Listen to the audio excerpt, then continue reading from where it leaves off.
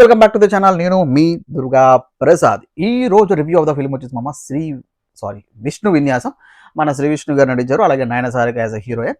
So వీళ్ళిద్దరు కాంబోలో వచ్చిన మూవీ ఎలా ఉంది, మరి శ్రీ విష్ణు గారు ఈసారి తన కామెడీ విన్యాసాలతో హిట్ అందుకున్నారా, రొటీన్గా అనిపించిందా ఏంటనేది మాట్లాడుకుందాం.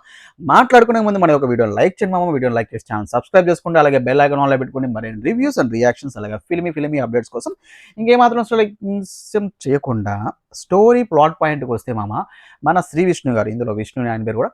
సో ఈయన ఒక జూనియర్ లెక్చరర్ అన్నమాట సినిమాలో.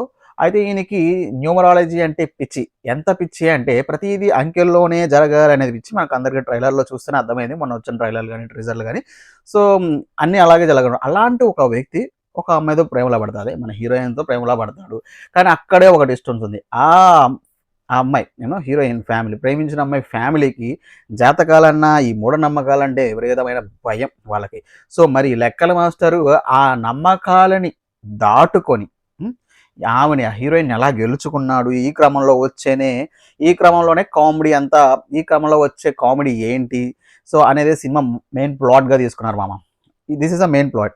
అయితే ఇందులో వచ్చే ప్లస్ పాయింట్స్ వచ్చేసి మాట్లాడుకుంటే, first of all Sri Vishnu గారు. శ్రీ విష్ణు తనకి ఎలాంటి ఆయన ప్రీవియస్ సామాజిక వర్గంన కానీ, సో ఇంకా ఓం బింబిష్ ఇలాంటి కామెడీ పాత్రలు పండించడంలో శ్రీ విష్ణు గారికి కొట్టేవాడు లేడు.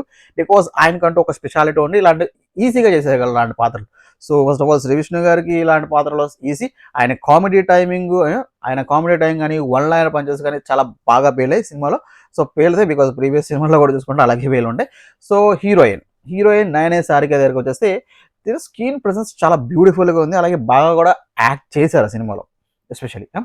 సో ఇక ముఖ్యంగా మెయిన్ పిల్లర్స్ అని చెప్పుకోవచ్చు. ముఖ్యంగా మనమ సత్య కానీ బ్రహ్మాజీ కానీ వీళ్ళిద్దరు కమెడియన్స్, వీళ్ళిద్దరు వచ్చిన పార్ట్స్ మాత్రం చాలా ఫుల్ ఎంజాయ్ చేస్తాం.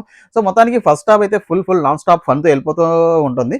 సో విజువల్స్ పరంగా కూడా సినిమా చాలా బ్యూటిఫుల్ కలర్ఫుల్గా ఉంది. బికాస్ మనం టీజర్లో చూసినట్టే, ట్రైలర్లో చూసినా విజువల్ పరంగా కూడా చాలా కలర్ఫుల్గా ఉంది. అక్కడ టీజర్లో లాగే ఇక్కడ సినిమాలో కూడా చాలా ఫాస్ట్గా అయిపోతుంది cinema first half. So Sai Sriram cinematography కూడా చాలా బాగుంది చూడడానికి. సో ఇక మైనస్లకు వస్తే ప్రతి సినిమాలో ఉంటాయి చిన్న మైనస్లు. అదే సినిమాలో కూడా కొన్ని మైనస్లు ఉన్నాయి మామ. సెకండ్ హాఫ్లో వచ్చే కొన్ని సెంటిమెంట్స్ మూమెంట్ వల్ల సినిమా ఫాస్ట్గా వెళ్తుంది కదా, కొంచెం తగ్గుతూ అనిపిస్తుంది. అక్కడక్కడ కొంచెం ల్యాగ్ అనిపిస్తూ ఉంటుంది సెకండ్ హాఫ్లో.